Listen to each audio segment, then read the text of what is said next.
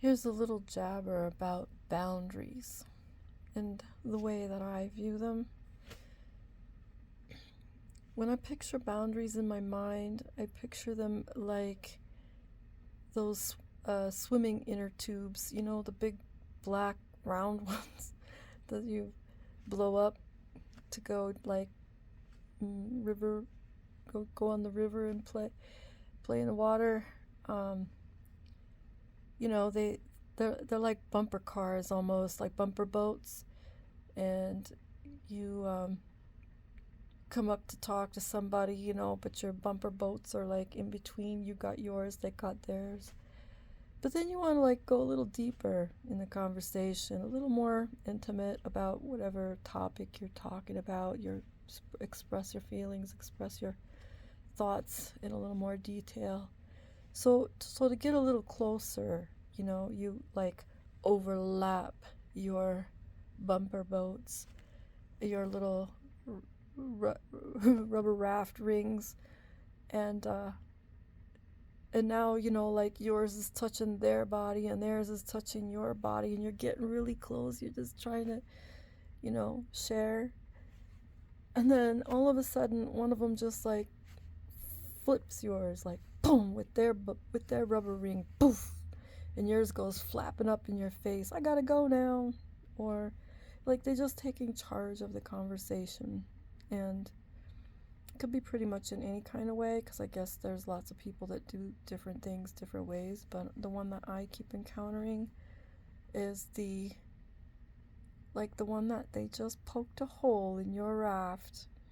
They just poked a hole in your rubber floaty, and they've got their boundary, but you don't have yours now. So I think it's a good idea to put a little red check mark, keep a little shelf, couple of little shelves, and on that subject with that person, just a little red check mark. Reason why? To watch patterns. Patterns don't lie as often as words do. So if you just put a little check mark, red check mark, if it's something important, you're seeing this pattern, it's affecting your self-esteem, or it's affecting your friendship with this person, feeling like you don't want to be friends with them anymore, just keep those red check marks going. If you guys are really good friends, been friends for years, and your friends just got this bad habit, and it's going to just come down to like saying, hey, you've been doing that too often, can you back down a little bit on it, because it's getting to that point where like I need you to back down on it. Stop doing that. You'll put like little gray check mark, for that kind of person. I just picture like the shelf going across my chest with a little red X or a little gray X. I don't mix the colors. They're like, but it's one kind for one thing, one kind for another. And this way I can't pull the wool over my own eyes about stuff.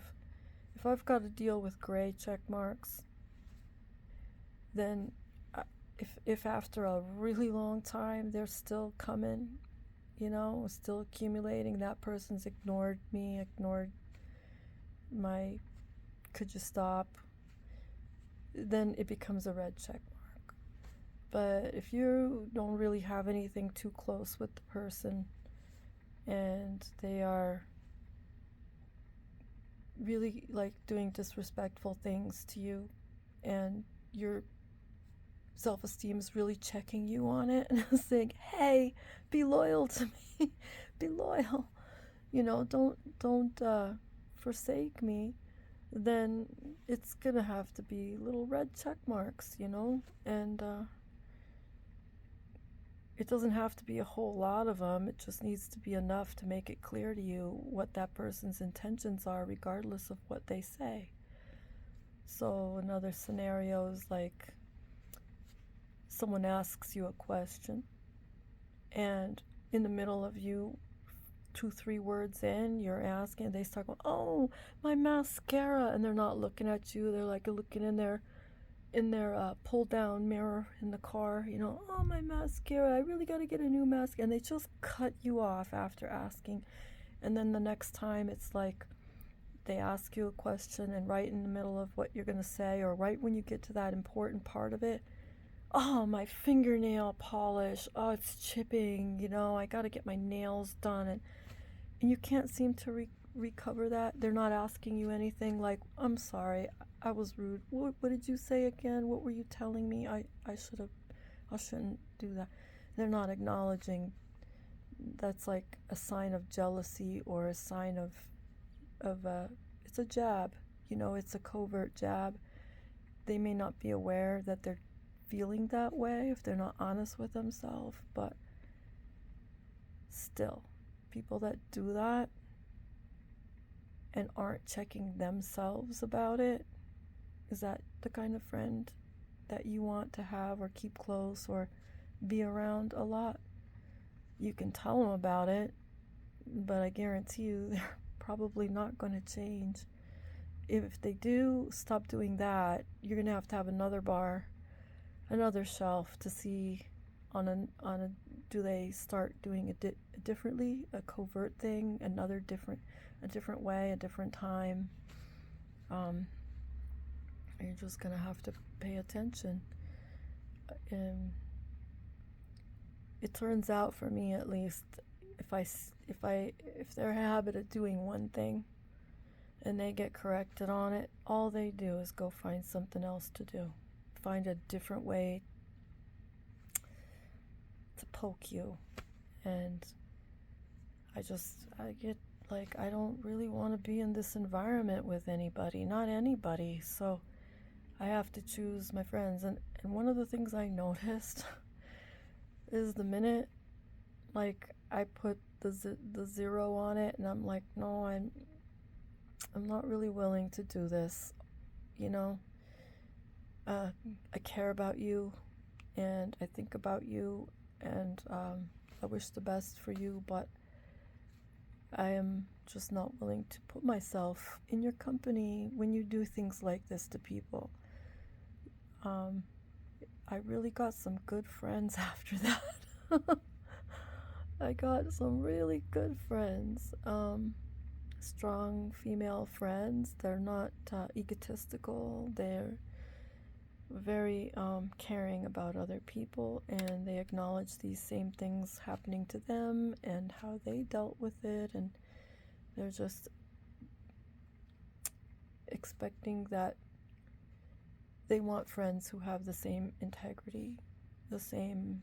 And it isn't that you can't be nice to people that don't have your integrity or your standard or your way. We don't want to elevate ourselves like we're better than somebody else, but even they have a standard. And you know what their standard is? The standard is they don't want friends like you.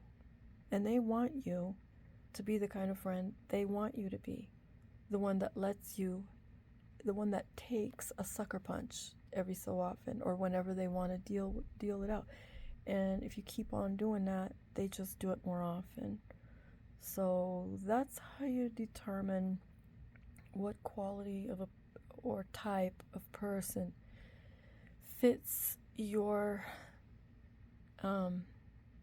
little universe. No, I don't know.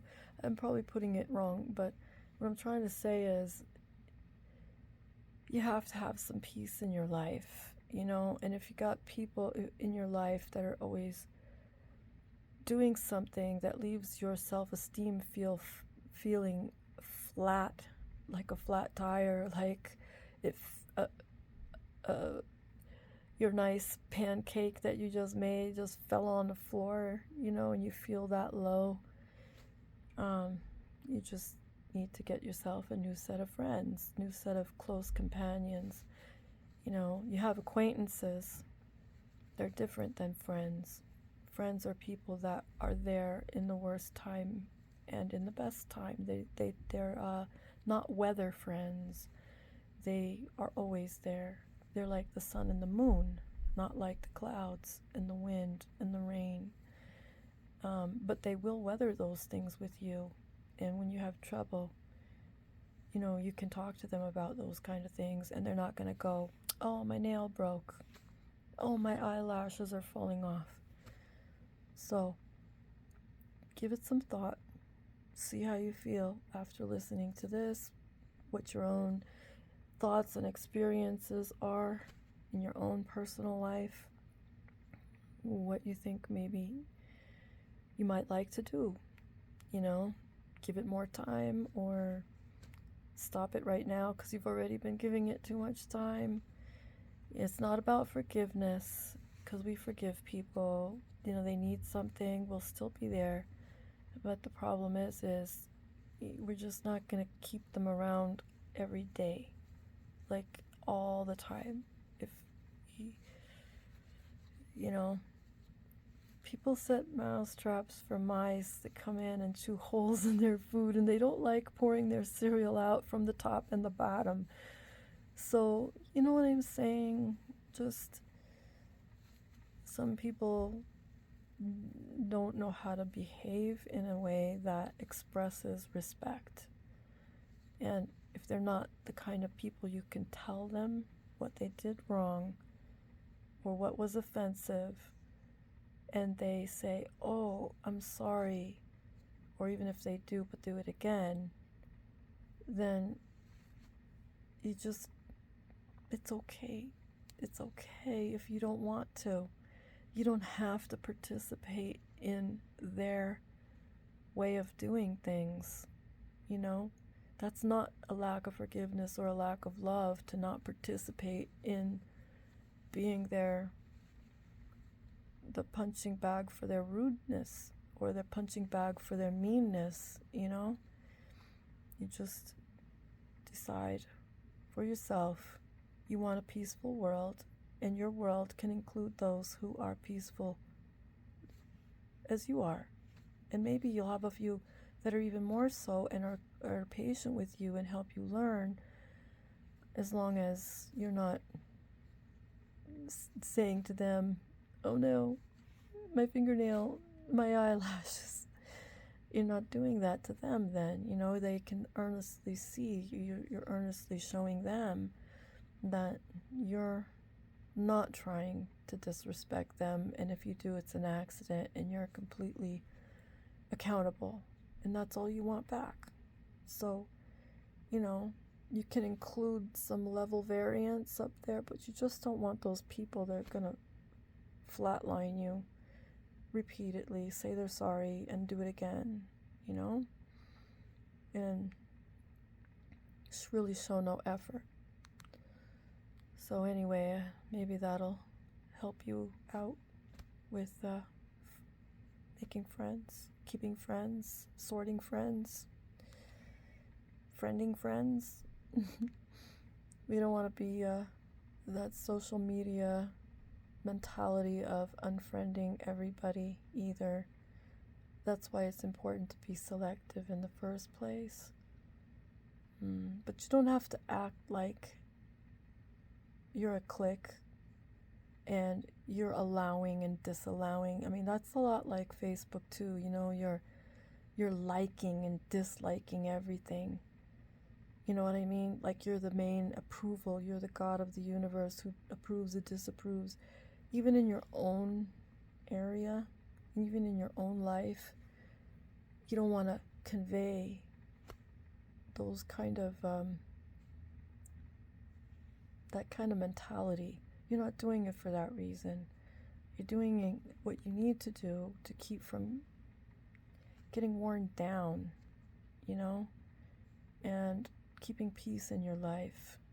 So you have your acquaintances and your friends separate. And I suppose you can have plenty of friends if you can find them that can be accountable and show respect, and that you can also, they expect you also to show respect and be accountable to them. It's not a one-way street for either party. You have to give and take. But anyway, maybe that helps you. And just a thought I had this evening.